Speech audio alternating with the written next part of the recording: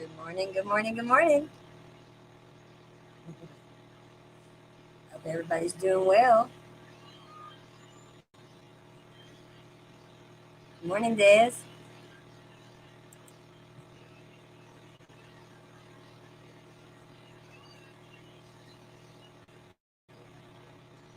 Alrighty. This morning I'm going to speak a little bit on the business of heaven, okay? Now, you know, and Jesus said to him, "You go and do likewise." Luke 10:37. Now, these words of Jesus come immediately before the story of Mary and Martha in Luke's narrative.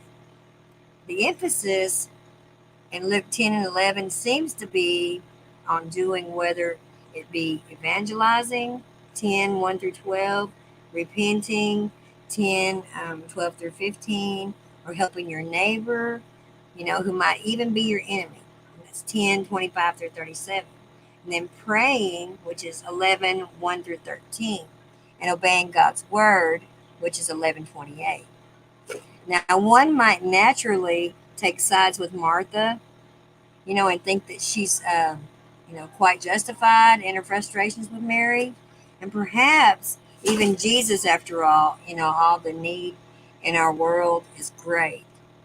But one could easily point to the vast number of those who, know, those with no knowledge of the gospel and no Bible in their language, and no Christian living among them.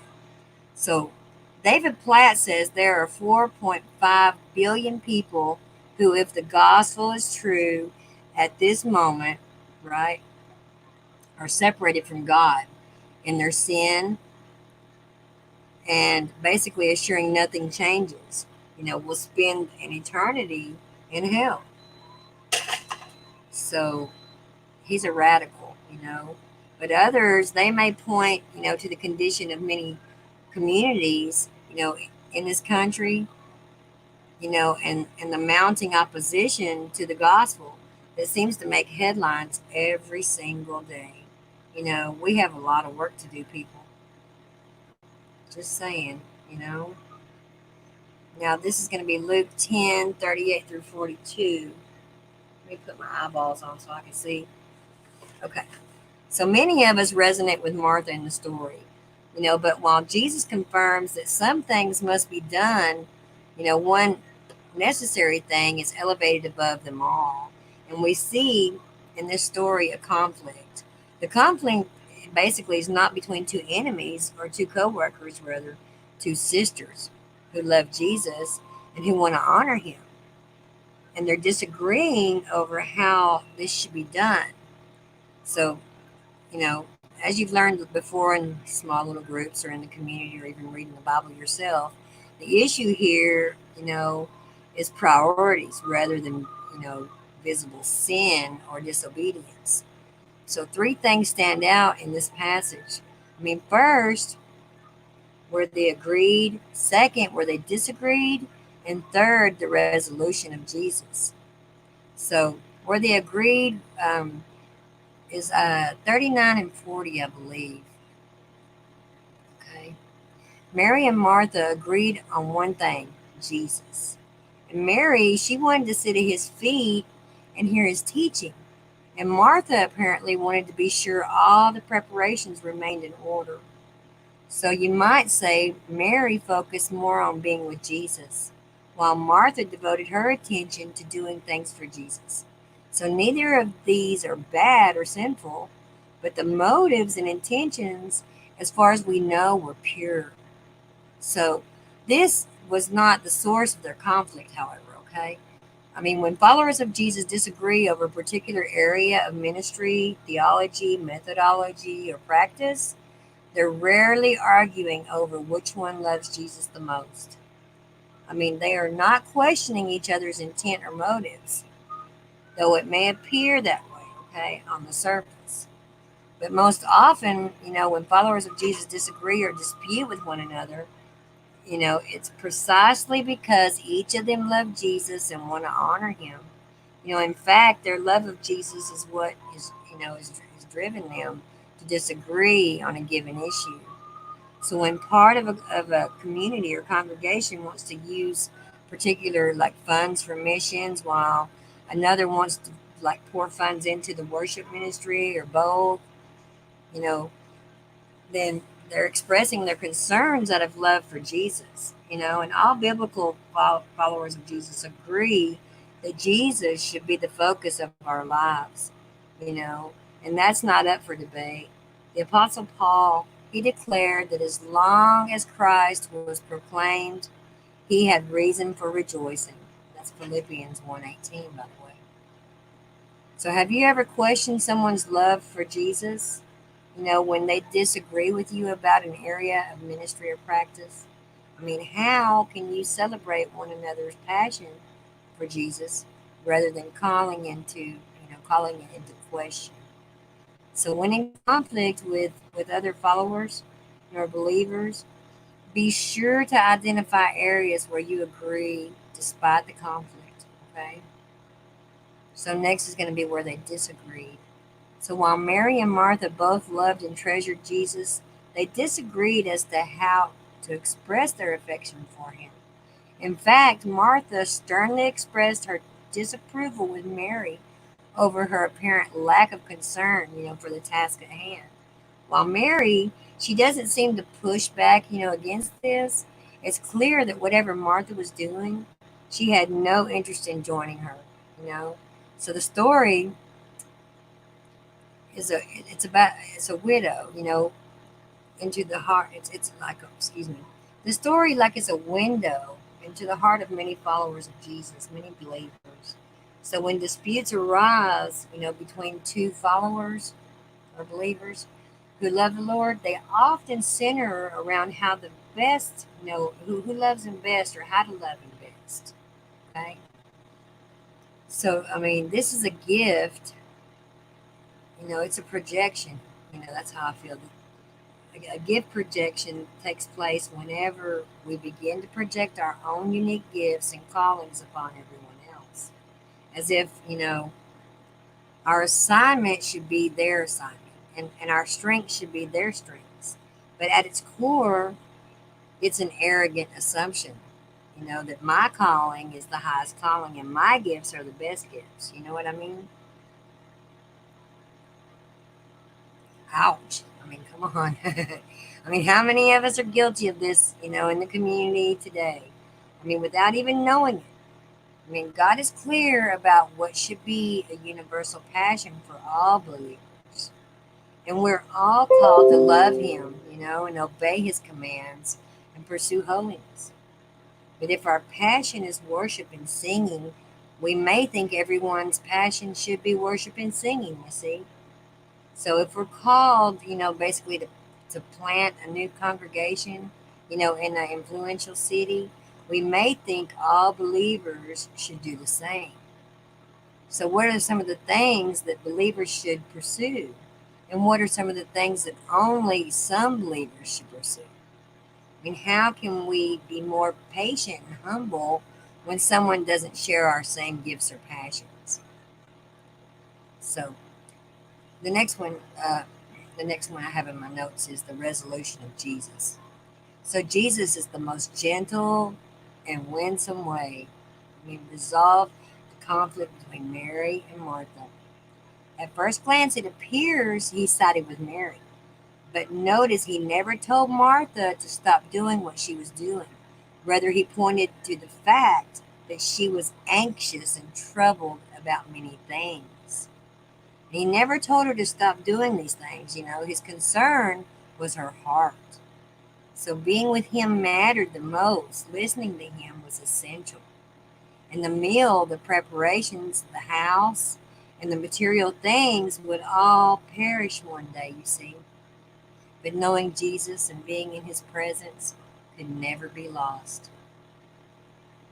I mean, one must be very careful, not to rebuke the Marthas of the community in favor of the Marys.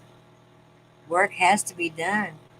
Jesus is not undermining the need to do things.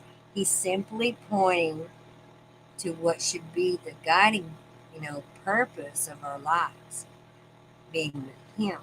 And our eyes cannot be fixed mainly on what we do, but rather on Him and what He's done for us.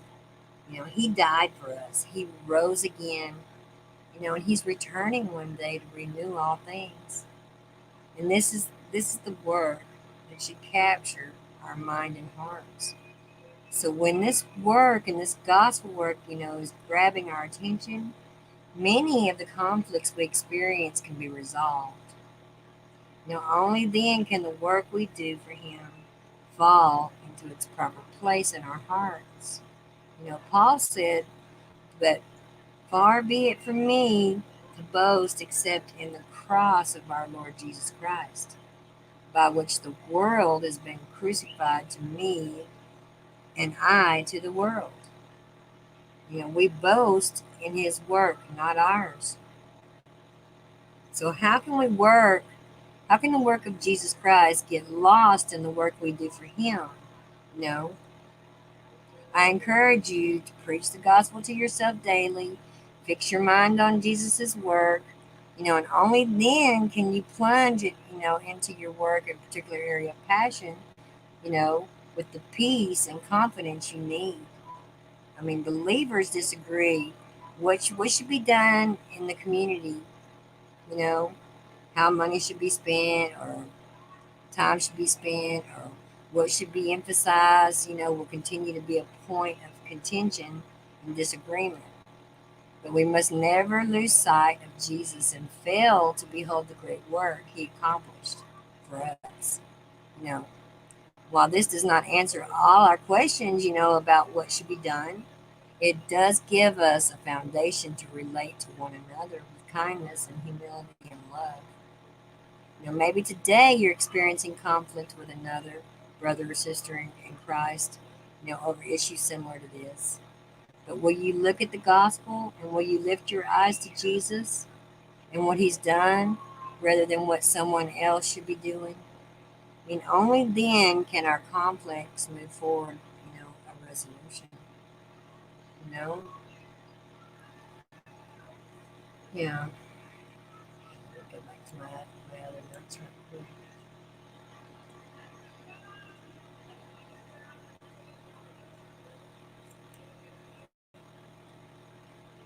If I can find it.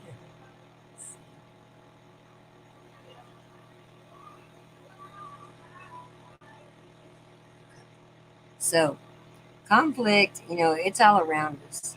No one's immune to having it. Having conflict doesn't mean two people are spiritually immature, or that it will end in broken relationships. As hard as it might be, even in the worst situations, conflict can lead to ultimate good. So thankfully, the Bible, it never shies away from difficult issues, including conflict. God hasn't sheltered us from, the messiness of life. The Bible shares with us the good, the bad, and the ugly of real people. Even when they're in the midst, of disruptive conflict or disruptive behavior. So we can easily identify with the men and women in Scripture because they often mirror the conflict in our own lives. You know?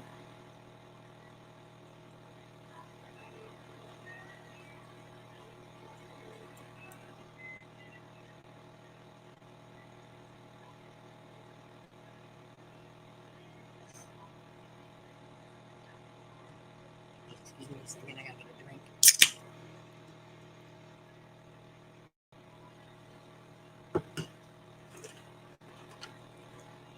So, 1 Samuel 24 talks about it's not about me. Okay?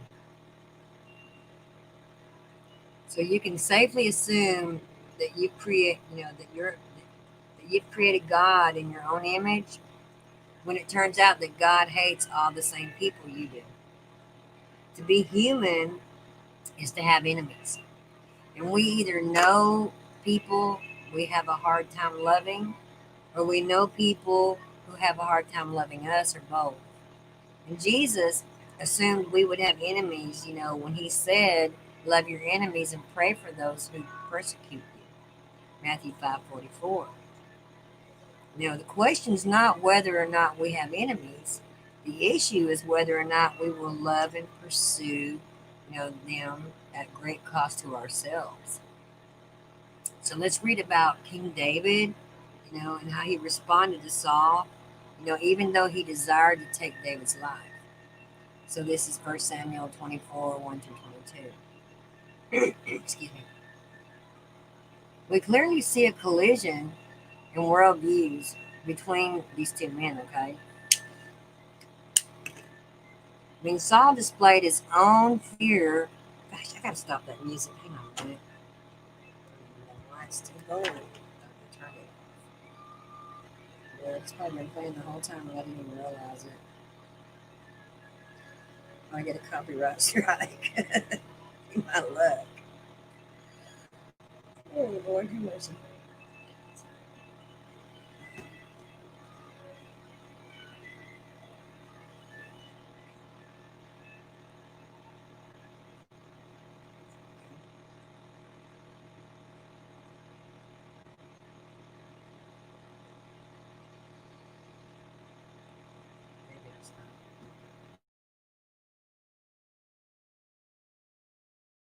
So we clearly see a collision in worldviews between these two men, right? I mean, Saul displayed his own fear, paranoia, and jealousy toward David. And David acts in humility and courage in how he handles Saul's opposition. And this story is a wonderful example of what it means to pursue our enemies and live out the truth. I mean, it's not about me. I want to show you four truths that can help all of us resolve conflict between us and those who may oppose us, okay? So, number one is to resist harming those who oppose you. David's men sought to persuade David to attack Saul. So, here is the day of which the Lord said to you, behold, I will give your enemy into your hand, and you shall do to him as it shall seem good to you. In all fairness, David had every right to harm Saul, since David was now the rightful king of Israel. And he even buys into this idea by sneaking near Saul and cutting off a piece of his robe. But afterward, David's heart struck him. I mean, he would not seek the harm of the Lord's anointed king. And David is affirming Saul's worth and respecting that, though he is a flawed and sinful man, yet he is still the king God initially chose for Israel. So this is an important point for us, as we deal with conflict. I mean, it's not about us. We so quickly see the hurt others cause us and the pain they've inflicted on us, and we forget many sacred truths about them, you see. I mean, they are created in God's image. And if they're followers of Jesus, and Christ redeemed and purchased them, and if they're not followers of Jesus, they desperately need the gospel. So if we could see past, the past hurt, or if we could see past the hurt, our hearts should be struck. We'll want to move toward, them and display humility and patience. We must also be aware that others may urge us to listen to our natural instincts to fight back. Even well-intentioned Bible believers may encourage us to fight with the weapons, of this world. And we got to be really careful to heed any advice, that may hinder reconciliation and growth between us and those who oppose us. So how easy would it be to write someone off when perhaps God is doing something bigger in both of our lives? I mean, in what ways are you only seeing the hurt someone's causing you? How can you affirm their worth and value as a person created in the image of God?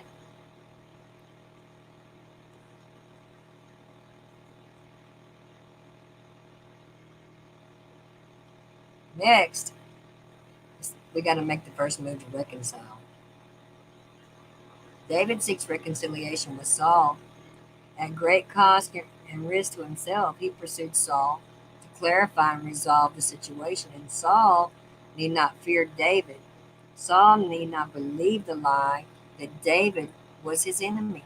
David wanted to clarify this. Saul should fear David as he should fear a dead dog on or a flea. I mean, this is how we should approach our enemies, sitting back and waiting for them, to make the first move feels natural and justified. But God gives us the strength and courage to move toward our enemies first.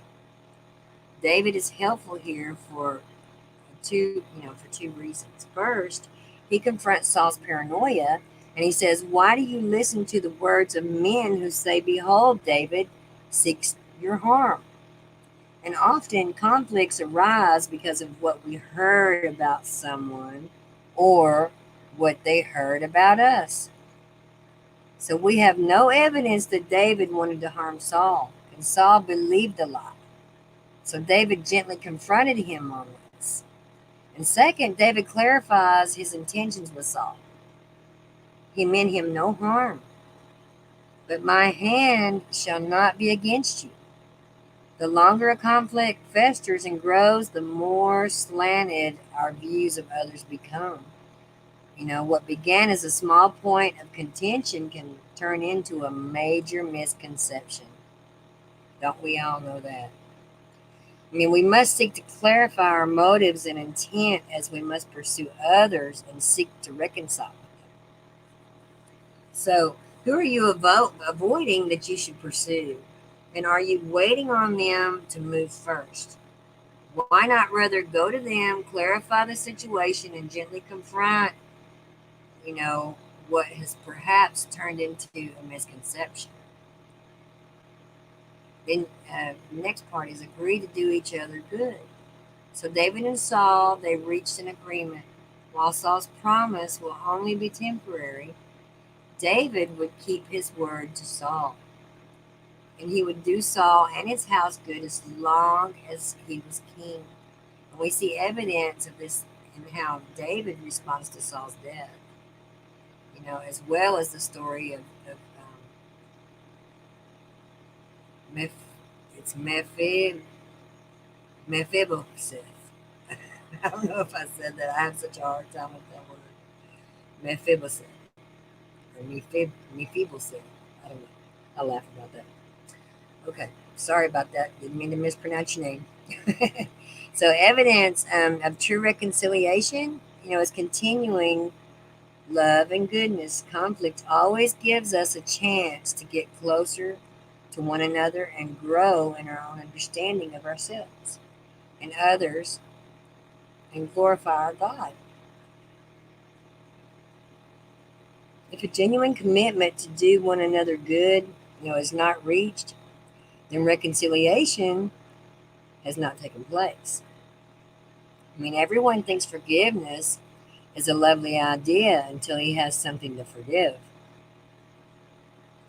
Many of us love the idea of reconciliation and doing good to our enemies, but when we have to do it, we see our true intentions and motivations now, don't we? Yep. Just saying. So why are we so reluctant to do good to those who have opposed us? And how can we overcome this? Truly seek the good of others, and truly seek the good of others. Are you committed to the good of those who previously opposed you? It's not about me. David is a great example of what this looks like in real time. He resisted harming Saul and he moved first, and he sought the good of his enemy. We have much to learn from David. Unfortunately, we know there were times in David's life, where he thought it was about him. So we can look after other episodes, in his life and conclude that he's not a perfect model always, And however, there's a greater David. Jesus Christ is the true King who, at infinite cost to himself pursued us by dying and rising in our place. God's Son became God's enemy on that cross to make us God's enemies, to make us God's enemies into God's sons and daughters. Let me read that again to make sure that that was cohesive.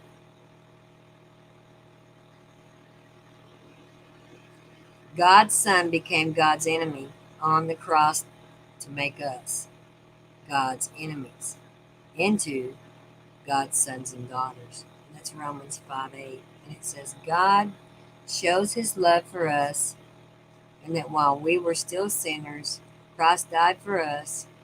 We were enemies with God, but he resisted harming us. He moved first, and he is now committed to our good in all things.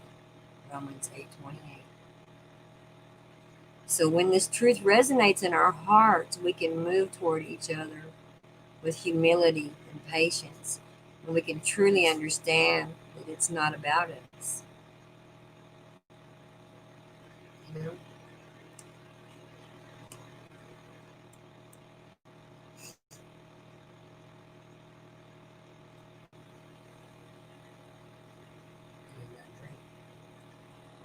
So dry.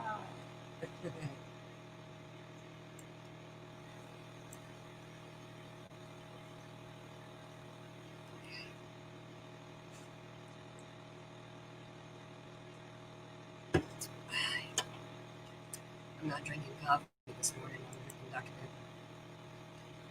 Pepper. It's pretty darn good too.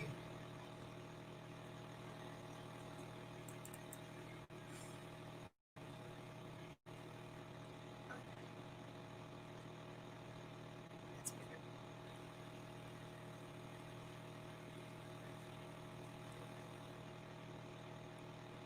So, I mean, you can always get what you want. Let's say that. The Rolling Stones saying you can't always get what you want.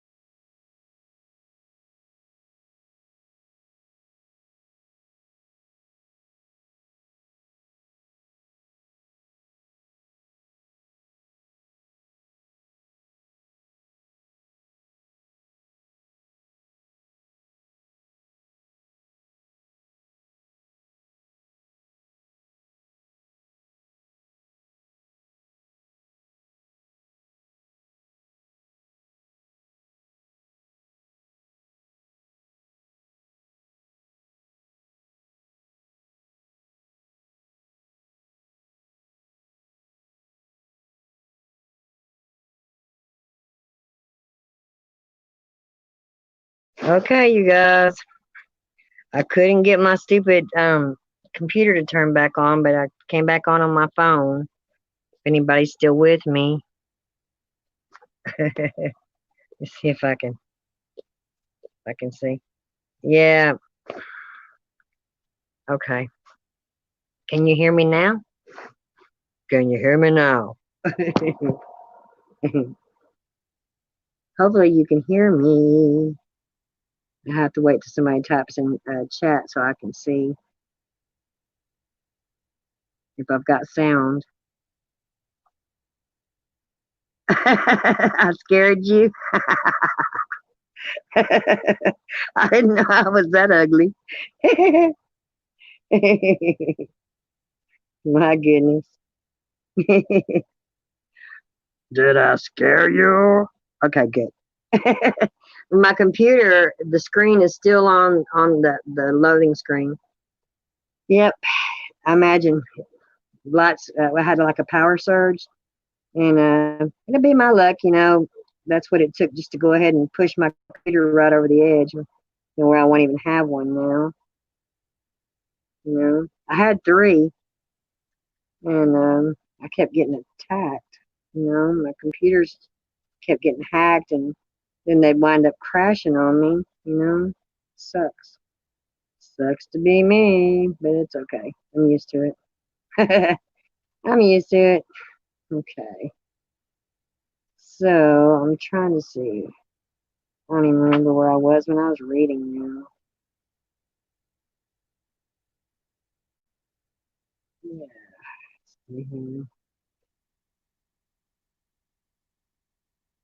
Let's see if I can find my notes. I have some scrabbled written on paper. Okay. So what I was saying, you guys, tell it quick. Okay. Okay. So what I was saying was you can always get what you want. I mean, the Rolling Stones, they sang you can't always get what you want, but if you try sometimes, well, you just might find you get what you need. Well, many of us think this way.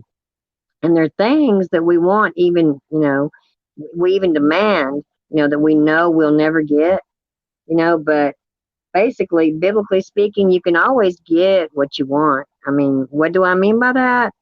Well, when your heart is aligned with God's heart and when He is enough for you, you only want what He wants to give you. And of course, you pray and you seek and labor for some things, that'll never come to pass. But in the end, you're content with God, and whatever God decided for your life.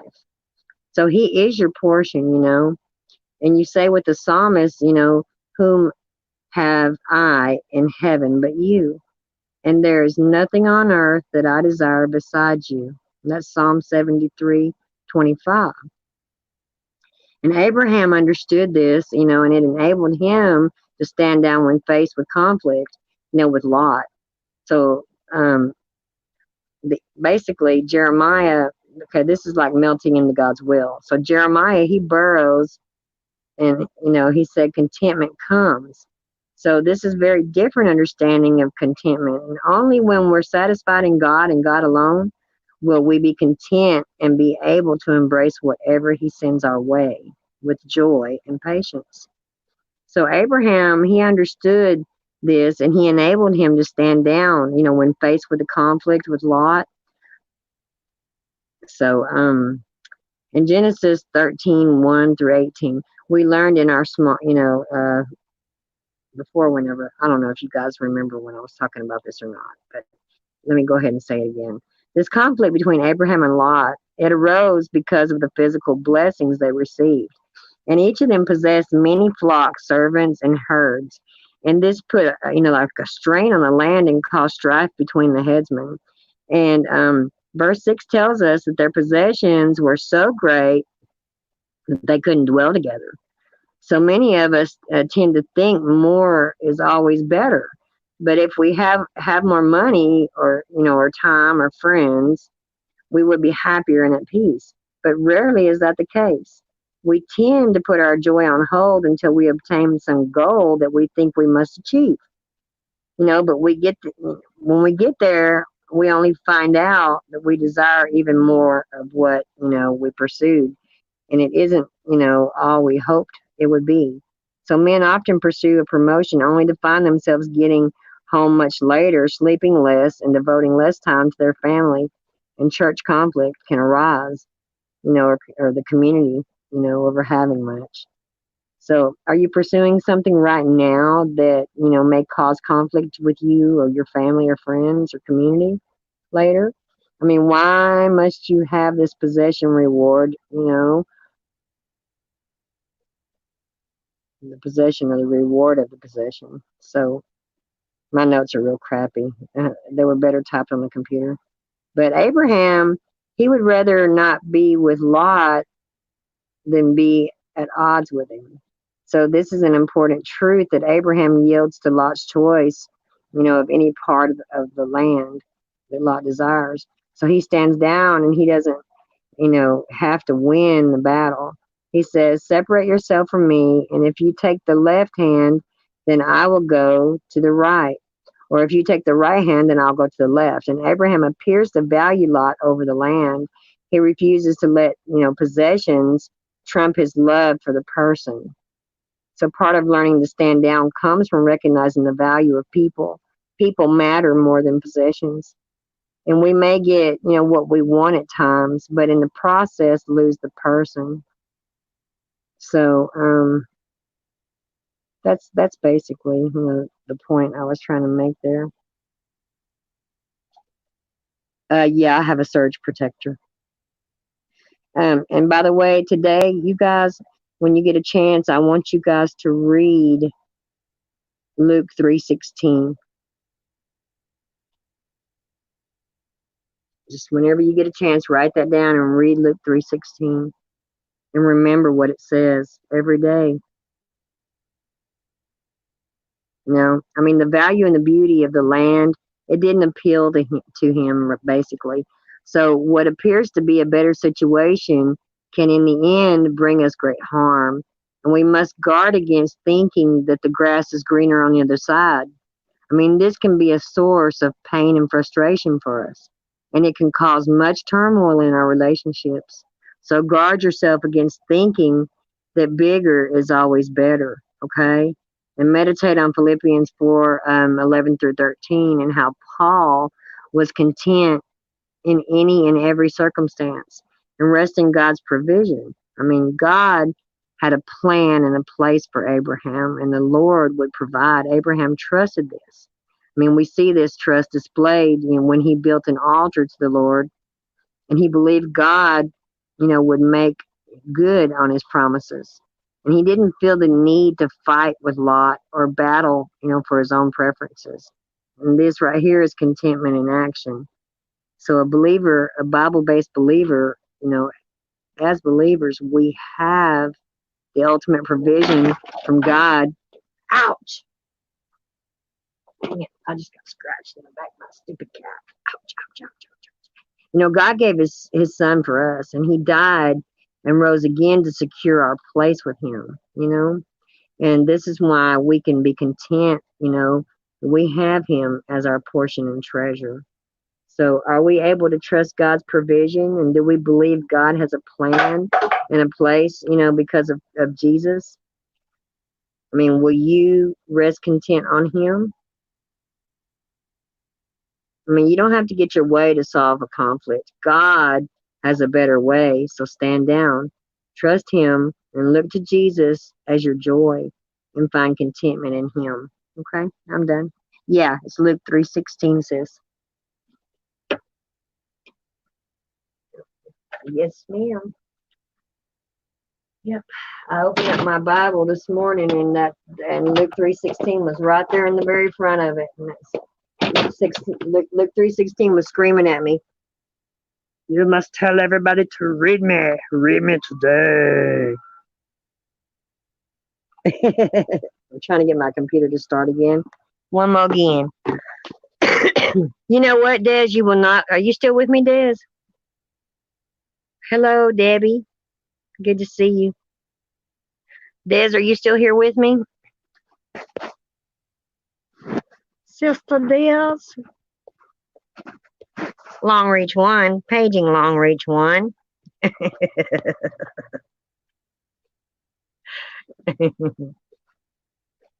I was trying to see if she's still with us, or if she's already left to go to work. Because I wanted to show her something. Let's see here.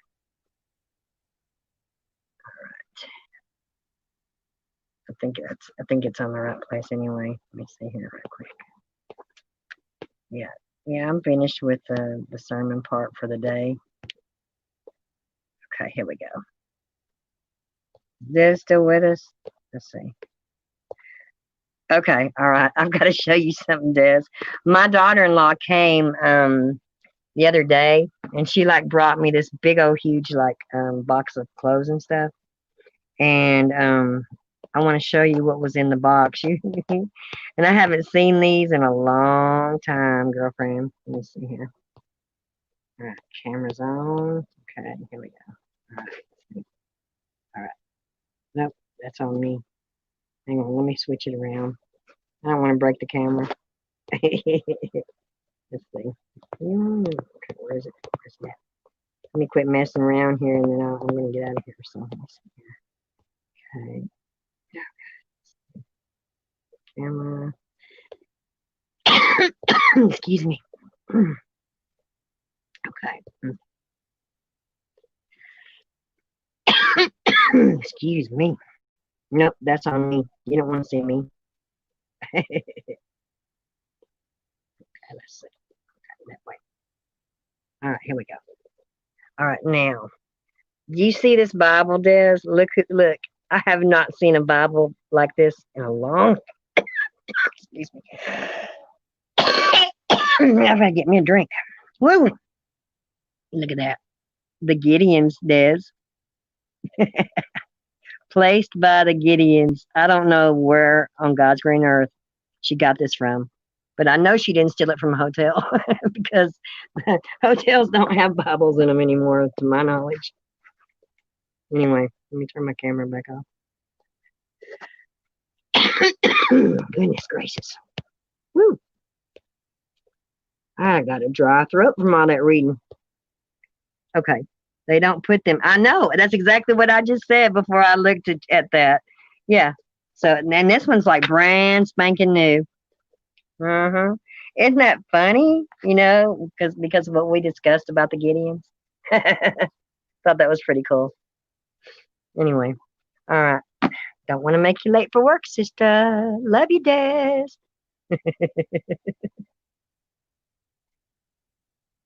Oh, they do still have them there? I have not seen Bibles by the Gideons in years. I even went on the internet and I looked up if I could purchase a Bible by the Gideons, and nope. There was nowhere anywhere where you could even purchase them. Yeah. Yes, ma'am. Okay.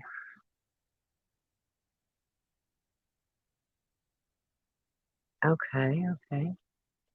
I was just looking. I saw Debbie came on. I've never seen her before. That's sad. They don't put that. Well, I mean, most people don't go to motels nowadays, Amy, to read Bibles. Just saying, sis. Just saying, Okay, I'm fixing to try to get back on. Since my computer turned on, I'm going to try to get back on my computer now. Okay, let's see here. Every time I have those power surges like that, you guys, that makes my light bill go way up, I mean, it raises my light bill by a bunch. And, for a while there, we were having power surges, at least once a day, and that was making everybody's lights just go up exponentially, I don't know if they've raised the price of power now or something, because, my light bill has doubled over the last 3 months, and it's ridiculous. It's just really ridiculous. Okay. Trying to get back on. Stupid thing. Just don't want to listen. Well, you two are the only ones with me anyway. Everybody else left. Everybody else is gone. Okay, sweetie. You have a great day. Maybe we can get together in a little while and do a stream, Des, and see how it turns out. Me, you and my sister and I. What you think about that? All right. Love you, sweetie. You drive safe and be careful. Wow. Brock, the Badger Report. He had said that last night, early this morning, that he had his internet went down, and he was asking everybody. He did like a questionnaire on the internet, and he had asked everybody. Yeah. Okay. Cool. Cool. I would love to have you guys on here. Yeah. Okay. All right. Will do. I'm gonna go ahead and sign out of here. Peace out, ladies. Love you. Bye.